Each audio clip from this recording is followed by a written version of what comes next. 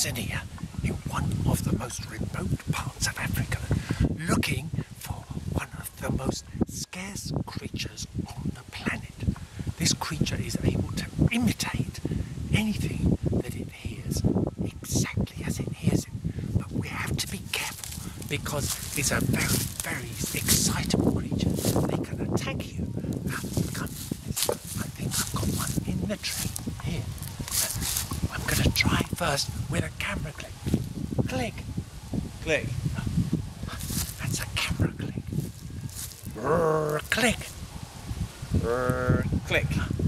That sounds like a sunbird imitating a whirring camera click.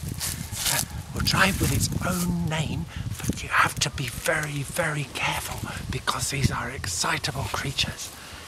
This is called a shornbird. Shornbird. Oh, Sure. Okay, come, run, run.